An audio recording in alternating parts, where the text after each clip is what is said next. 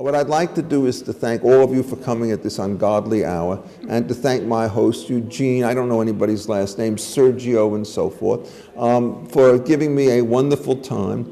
I think today I have basically done one major speech, a luncheon, and two small workshops. And in each of these cases, I spoke more or less ad lib and uninterrupted, a very dangerous combination. I shall continue that during this particular hour. I am supposed to talk about the questions of the prospects for markets, I believe, in the regulatory state. The discussion is clearly going to be focused by and large on the way in which the situation runs in the United States that I know, but I'm going to make the same general kind of caveat that I make everywhere else. I do not specialize in knowing facts. What I try to do is to sit down and figure out how social relationships are put together, understand the basic theory, and assume that the dynamics that are at work in one culture will manifest themselves in more or less the same fashion in another culture. So essentially, I call this necessary history. If you think about the way the world has to be, and you're correct in that, then when you actually look at the world in the way in which it's organized, you will see the very patterns that you predict. The cast of characters will be somewhat different. The names of the local institutions will be somewhat different. But the basic patterns, forces that occupy you in the one nation will in fact be relevant to the other. I come to this, in fact, not as a completely irresponsible academic. I do so because to the extent that I started my career with the study of something that all lawyers in Chile study, Roman law, and have done a lot of comparative work over the years, what I've noticed is the striking similarity of basic patterns, even if the names of the players and the colors of their uniform start to change. And so when I talk about these kinds of tensions, I think that they will apply in virtually every modern social democratic state, so long as you have economic scarcity on the one hand and self-interested individuals on the other, two conditions that are amply satisfied everywhere in which you start to look.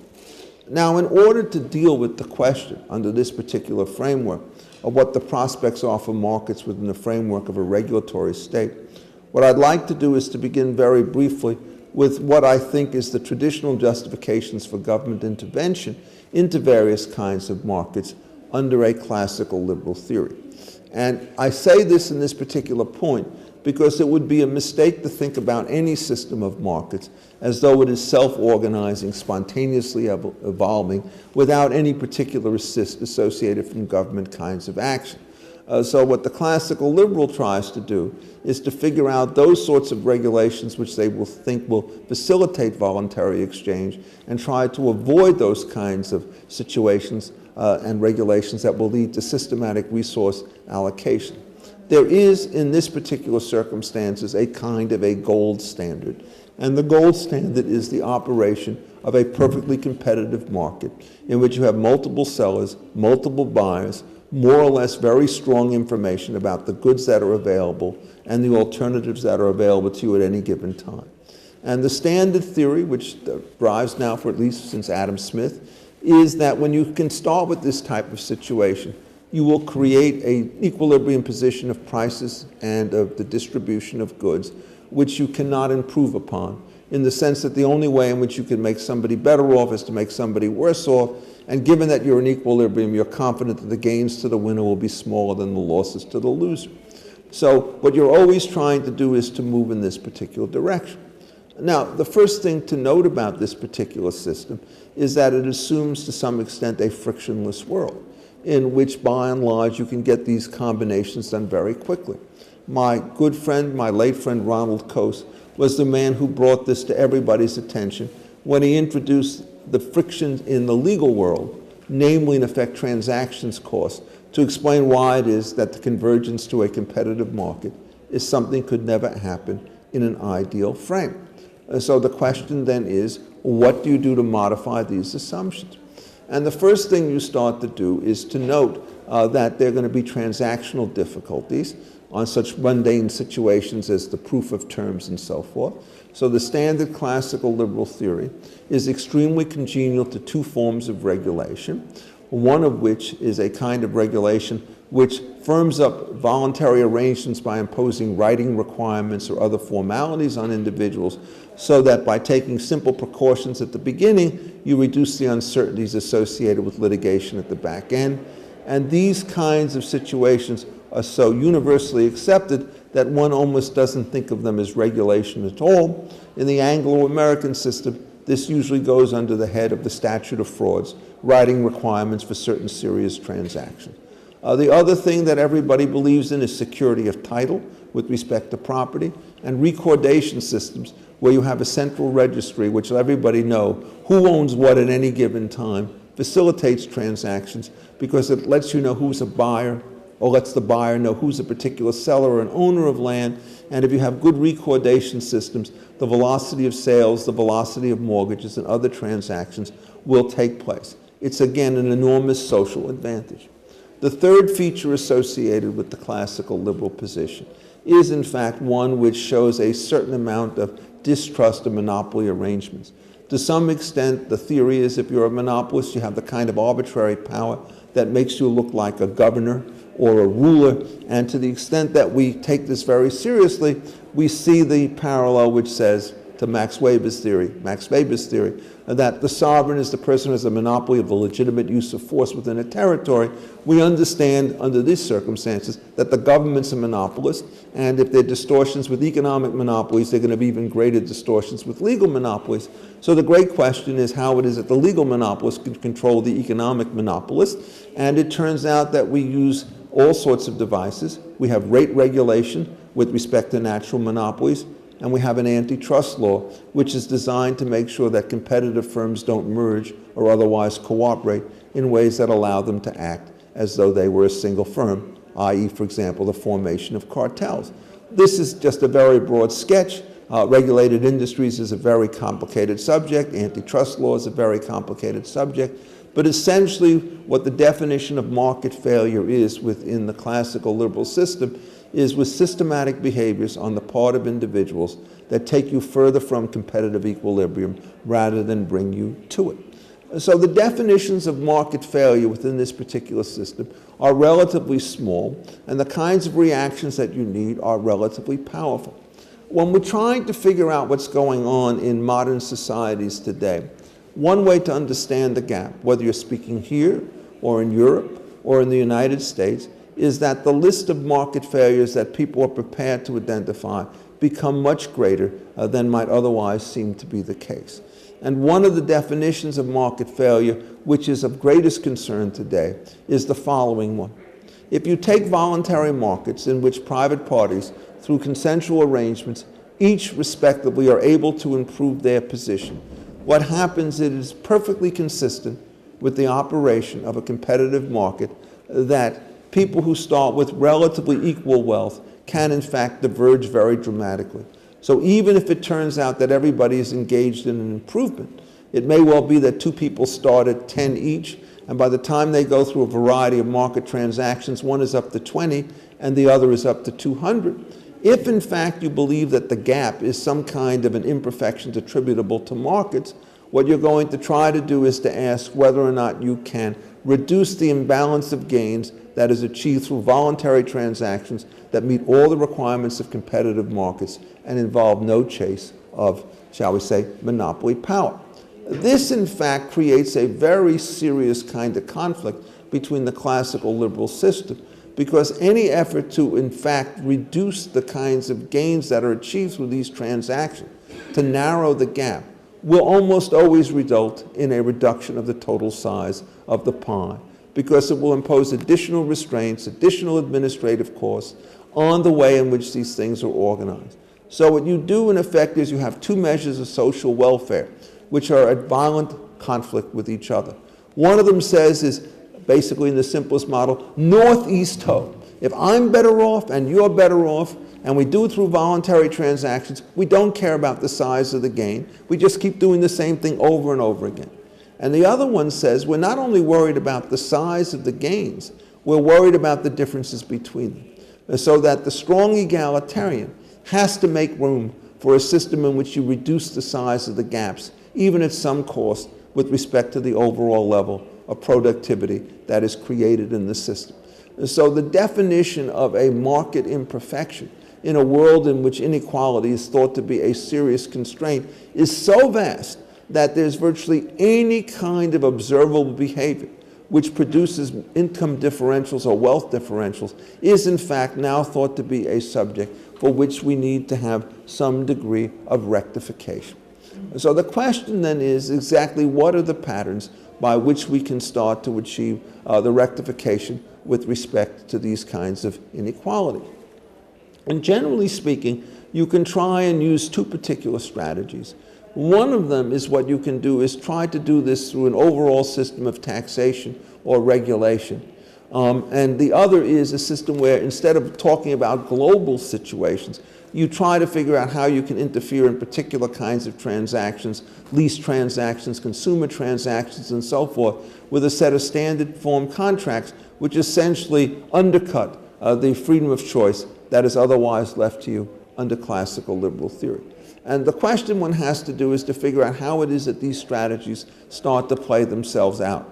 The first of these strategies, as I said, is in effect what you want to do is to figure out a system of taxation that allows you to tax the winnings of the most successful people and to give some fraction of that wealth to those who are less successful than they are. And the first thing I think to note about this particular system is that a categorical rejection which treats transfers of wealth based upon inequalities of fortune as an illegitimate function will not be very persuasive to many people. It will not be persuasive to me. It may be extremely difficult to quantify what these things are, but the orthodox economic theory essentially believes at some point you reach diminishing marginal utility with respect. And so what you can do is you can say, even though I can't increase wealth, I may be able to increase social utility by making these transfers. But wealth is measurable, and it turns out that utility is much more difficult to measure. So the classical liberal solution with respect to this was embodied in a doctrine known as the law of imperfect obligations. Everybody was under some kind of a moral obligation, a social obligation, not enforceable by the law, to take into account the position of those less fortunate to themselves and to participate in one way or another in various kinds of charitable activities, whether by giving particular services or by transferring money one way or another. Many people look at this and they say, oh, it's just a joke. But one of the things you should note, particularly in the United States, is that the charitable tradition that I'm talking about has led to the founding of virtually every major private educational institution, every private health institution and hospital. It was a massive feature which reached its peak during laissez-faire, the period which most closely resembled that of the sort of ideal classical liberal type of economy. And the theory about this is if people are encouraged to do this, you don't have any public measuring issue that you have to do. You don't tell somebody you've got to give this much. You don't say to whom you have to give it. So you get very high levels of transfer with very low levels of government intervention. What is characteristic of the modern progressive and the modern egalitarian is that they show profound distrust for this system, in part because they think that the money is going to go in some cases to the wrong people rather than the right people, so that some people will be left out of the system. And there is no doubt that that is a risk. But the other question then is, now that we're going to make this thing coercive, how is it that we start to do it? And it turns out that there are many, many technical problems associated with trying to fix inequalities of wealth through the operation of the tax system. Let me just mention a couple of them to you here, each of which really matters, and you're not quite sure how all of them actually start to operate. One of the serious difficulties associated with this particular system is what's the optimal level of progressivity when you're talking about a tax system. To a classical liberal, this problem is essentially not only a non-starter, it doesn't even exist. What the problem is, according to him, is you always use a system of flat taxation. It turns out that if you do that, you reduce political discretion. And in effect, to the extent that the public goods that you create will benefit people equally, there's some modest redistribution that is built into the system, because the richer people will pay more under a flat tax system than will the poor people. And you just leave it at that and let the rest of the system move more or less as it would otherwise be the case. On the other hand, if you're going to be a progressive tax person and try to go beyond that, you have to decide what the optimal level of progressivity is. There is no single level of progressivity which is ideal. It's always a very difficult trade-off. If you don't make it very steep, you don't raise much revenues, but you have a lot of complications. If you do make it very steep, then what takes place under the circumstances is that there's such a loss in productive wealth that it turns out that it's going to be counterproductive. So finding out how you do this without doing too much and without doing too little is a challenge which is extremely difficult to do. What happens, therefore, is you get yourself into political disputes over this particular question, and the rates start going up and down. And so in the United States, for example, you can observe periods like in the 1950s where the top marginal tax bracket was 91%, and then you can go back to the Reagan years where the 1986 tax reform reduced them to about 28%. And they're still progressive. They all meet the basic standard, but it's extremely difficult to decide in the abstract which one you want. My view is that generally the wealth effects from low degrees of progressivity are more important than the sort of symbolic victory you get by having high marginal rates of taxation. But since it's very difficult to get accurate empirical evidence on this, you can have people talking all over the landscape. So, for example, Piketty and Sayers, when they talk about this, are confident that a 75% marginal tax bracket at the top is not going to have much effect. The reason why one tends to doubt this is there's almost no place which has ever been able to keep the rates at that high for very long without giving all sorts of tax gimmicks to offset them. And indeed in France, where they are at this level, there tends to be very substantial immigration out of the country to other places in the EU where the tax burdens turn out to be lower. So that's a serious issue. A second technical issue I'll just mention briefly is that under a flat tax system, timing doesn't matter. But if you have progressive income, you think of somebody who earns in the stock market $1 million 1 year and nothing the second year.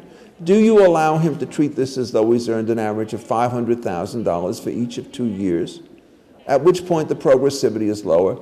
Or do you take each tax year alone? This is extremely important because for many expenditures, people actually have an option as to whether or not to drop them in one period or another.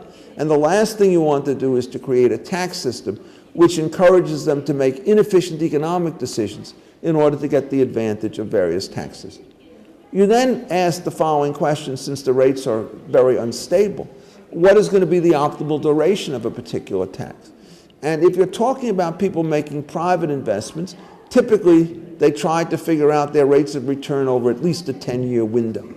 If you're looking at the tax structures, they switch multiple times over that 10-year period in uncertain and indefinite ways, so that in the United States today there is no key tax rate which is in place, which is likely to last more than 2 or 3 years at a time.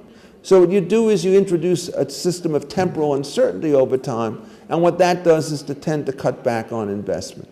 When you cut back on investment, what you do is you reduce the demand for labor, which means that there's going to be a pass-through to workers inside the system.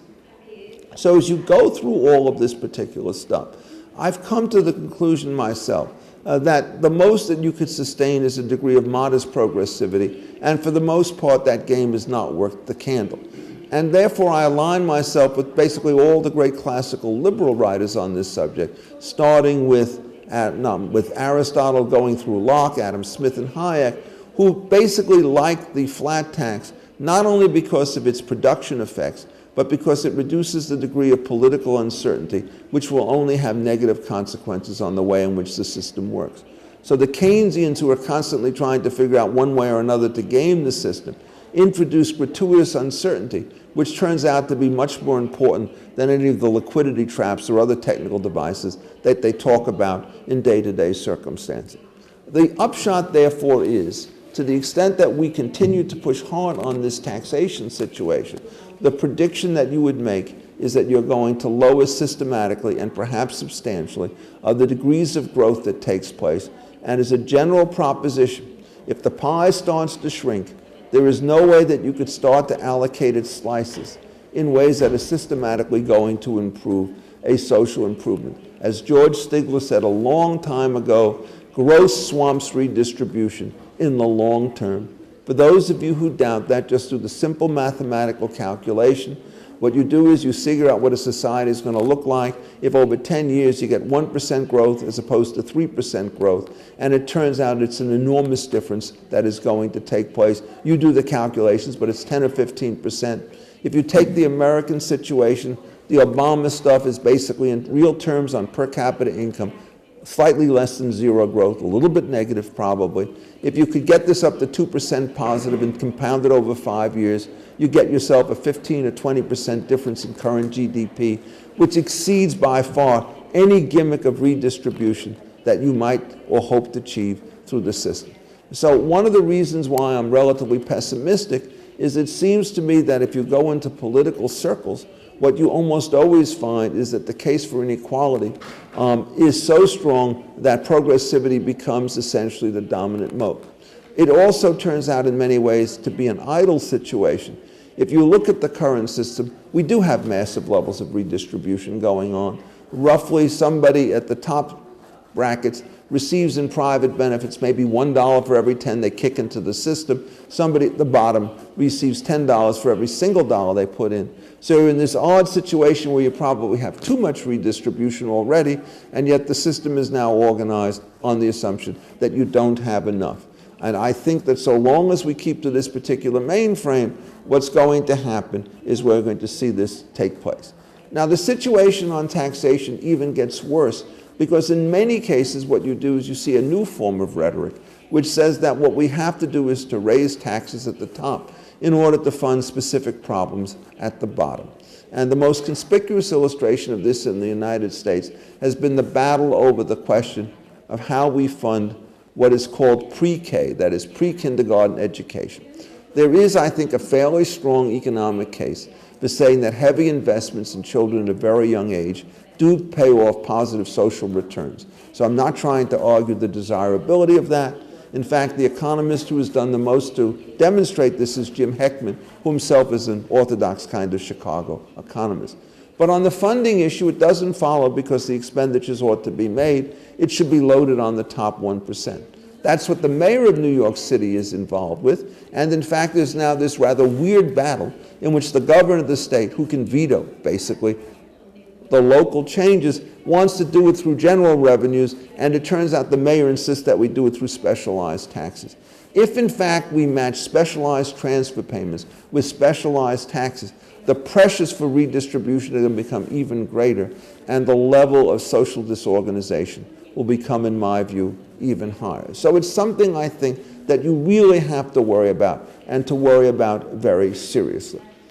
The second question that one has to do in talking about this particular problem is the way in which you try to intervene in particular markets in an effort to create some degree of improvement in the welfare, again on the assumption that diminishing marginal utility of wealth means that $1 in the hands of somebody who is poor means more than $1 in the hands of the rich.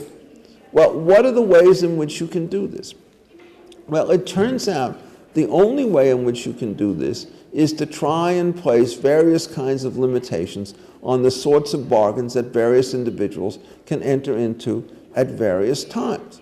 And when you start to do this, what you discover is that your efforts to create transfers are, one, imperfect, but the allocative losses are always going to be great. One of the great causes with respect to this is, in fact, the introduction of a system of collective bargaining, whereby the workers, through democratic processes, elect officials who then have a monopoly position that they can bargain with a particular firm, which is under a duty to deal with them and to bargain in good faith. So with respect to the union, the utility is like a public utility. Rather, the firm is like a public utility and has no option to walk away as it would in a competitive market. Now, the first thing to understand about this particular system is that, generally speaking, when you're dealing with labor markets, they are rather steeply competitive. Even if you have a firm which has a monopoly in a product market, the services that it uses, technicians, janitors, and so forth, can find employ in other industries. So the concentration risk in the antitrust law is almost always directed to product markets and almost never directed to labor markets. What happens is you now are creating monopolies in this industry by creating this exclusive union representative who bargains for all the workers whether they want to join this union or not. Now, the net effect, therefore, is on the productive side, is to convert a competitive industry into a monopolistic industry. That's the good news. The bad news is you're converting it into an inefficient monopoly industry, because cartelization means, in effect, that the union doesn't try to maximize its revenue as an entity, but it has to do work in such a way that each of the workers who's a voter in the union gets something out of the operation, or otherwise the winning coalition will fall apart. Generally speaking, cartels are inefficient monopolies.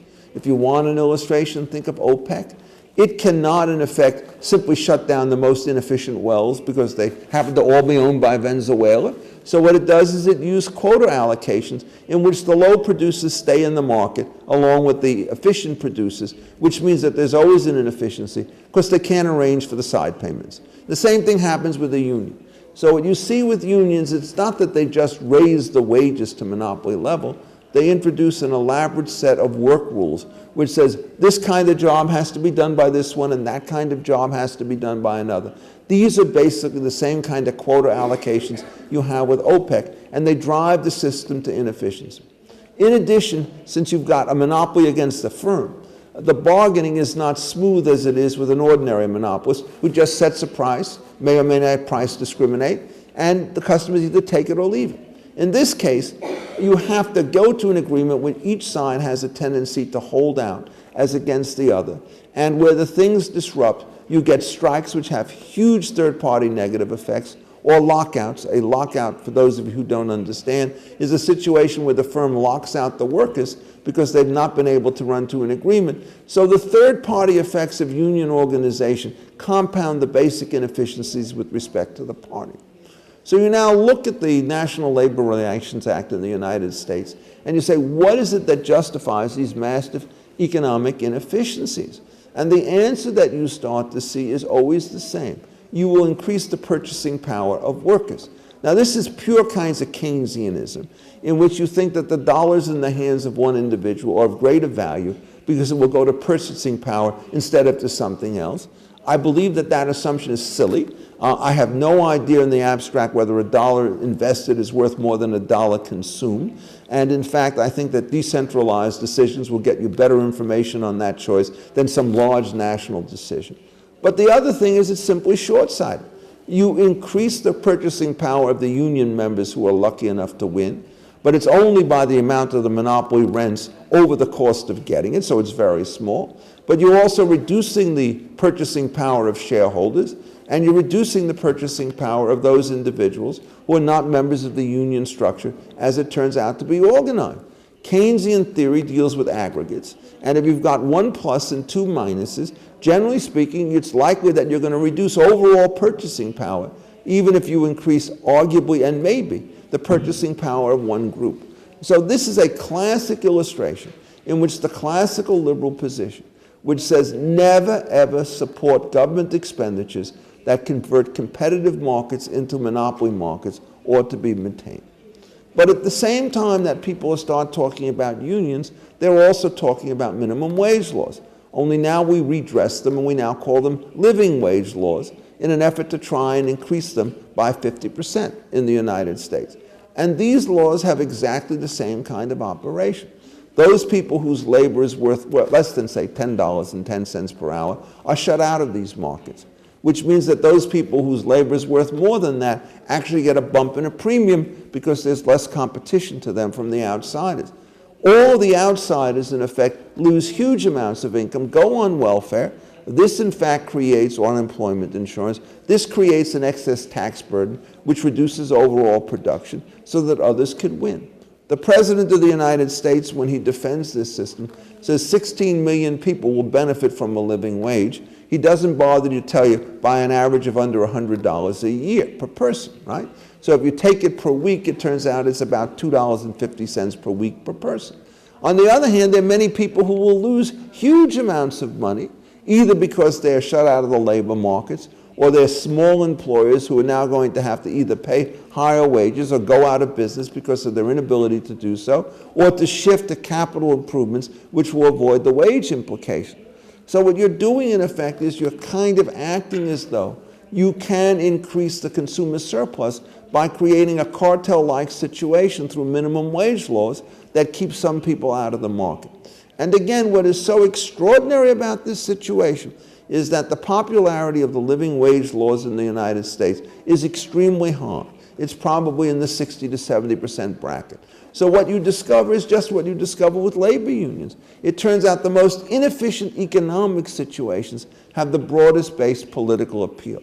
Now, if you start to think about that in a systematic fashion, what it tells you is as follows, that the political equilibrium drives you to, in a country where there's no constitutional protections against various kinds of confiscation, drives you to an inefficient economic equilibrium.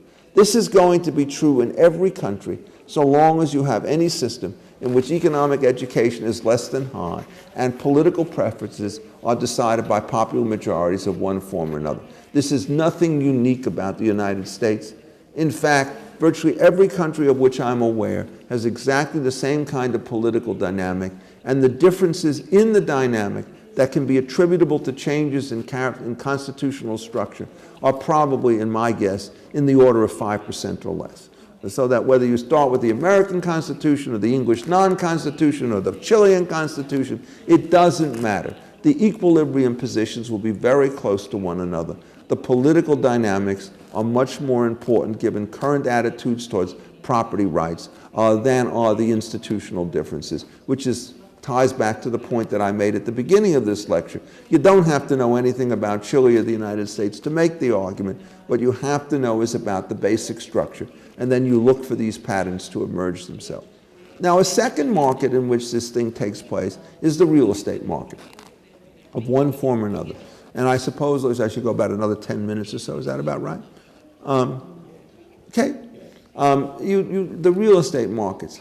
And these are also extremely complicated in terms of the way in which they start to operate, because it is a market in which it is easy to find ways in which to make transfer payments and subsidies which are designed to deal with the inequalities associated with wealth. And here are two programs that involve this.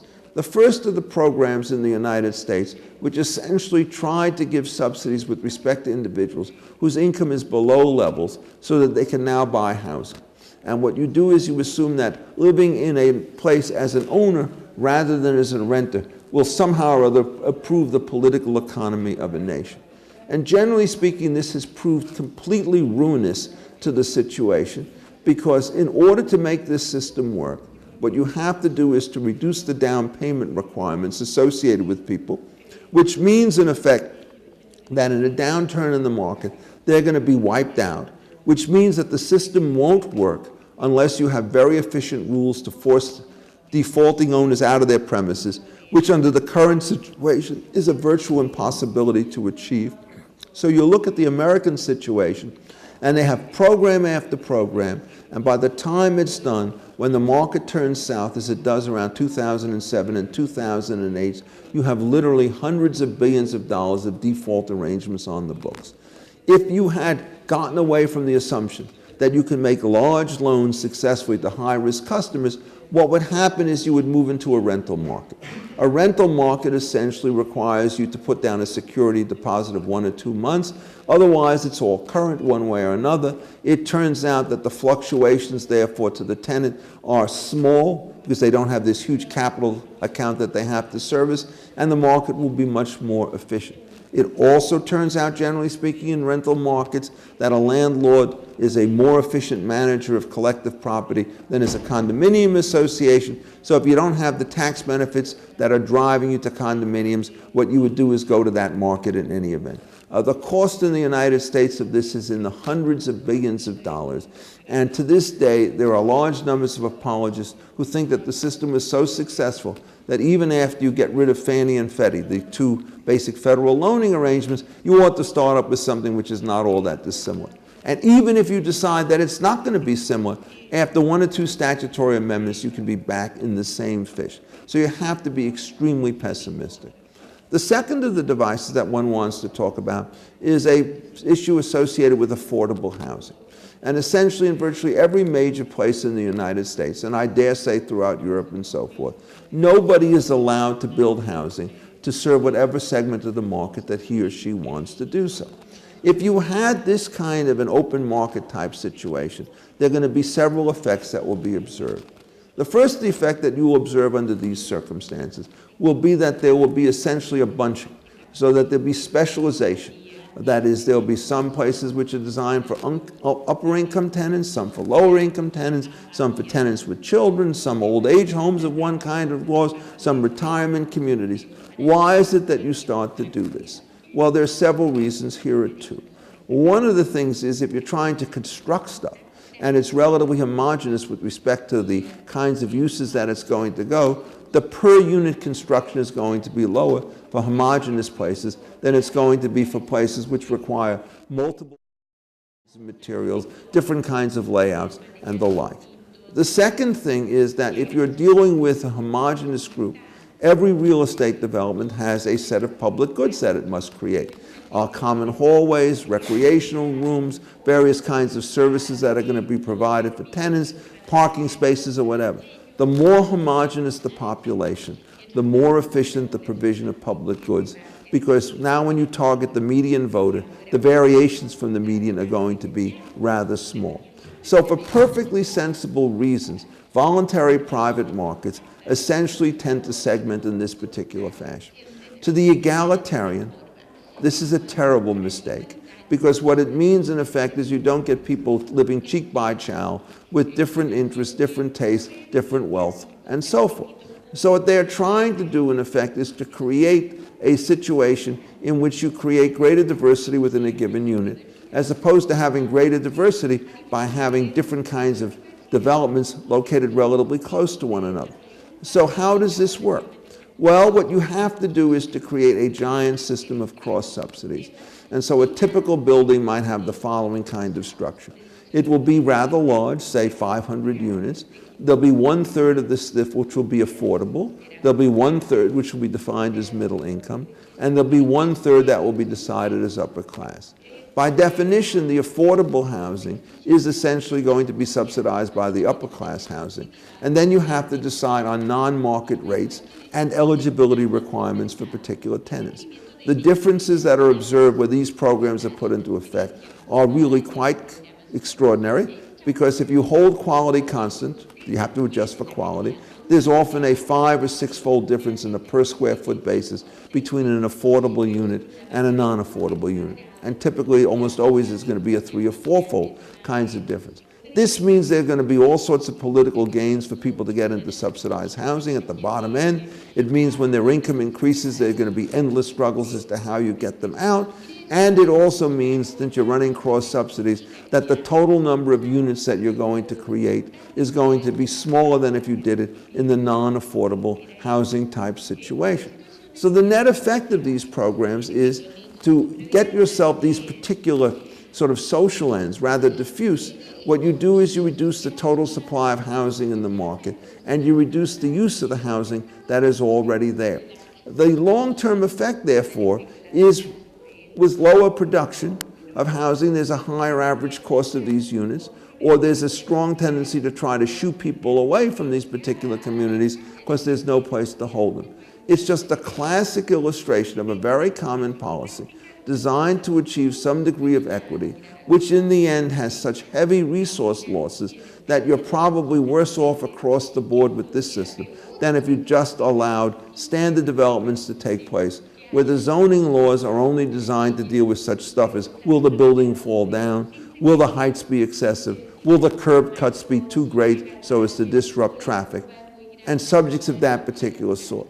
So again, as you see with respect to labor markets, these powerful and profound interventions that take place in housing markets will have exactly this kind of effect. Now thus far, and given the fact that the time is just about to an end, what I've done is to talk by and large only about the two major markets that one starts to see in the United States and in other places. But it would be a mistake to assume that other kinds of markets are not going to be subject to the same sorts of pressures. So for example, if you start talking about credit and debit cards, this is an industry which grew mightily between, say, about 1980 and the present. But in the United States, you have Senator Dick Durbin, who's an economic illiterate, who announces that the appropriate way in to work the system is to have a rigorous set of price controls with respect to the way in which debit cards should be charged. And he is so confident that a huge change with respect to the way in which this system is organized from voluntary markets will help various people. He announces that it will help the customers of retailers get lower prices for their goods, but he doesn't bother to add that the retailers are the same people who hold the credit cards or the debit cards at the opposite side of the transaction, and it hardly helps them if in fact they save $1 as a retailer and lose $2 as a bank customer. So what one sees in the United States with these programs in effect is that all the special benefit programs that were used to induce people to get into the system are now disappeared because the transfer payments are too small to allow the situation to start to work. Does this lead to any kind of correction? Well, of course not. What it does is it leads to denunciations of banks for essentially cutting services which they can no longer afford by the same Mr. Durbin, who, when the banks tried to raise their fees to their own customers, a foolish maneuver to be sure, denounces them for doing the very thing which a year before he told them they had to do in order to cover the revenue losses. You can the allocative losses go back to hurt the very people whom you're trying to help. In the long run, therefore, what you do is you get a reduction of wealth throughout the society. If you then look at the people who are in the poorest quintile, for example, you discover that they do gain in terms of the transfer payments that they can exact from the system, but they lose in terms of the reduction of labor opportunities that they have.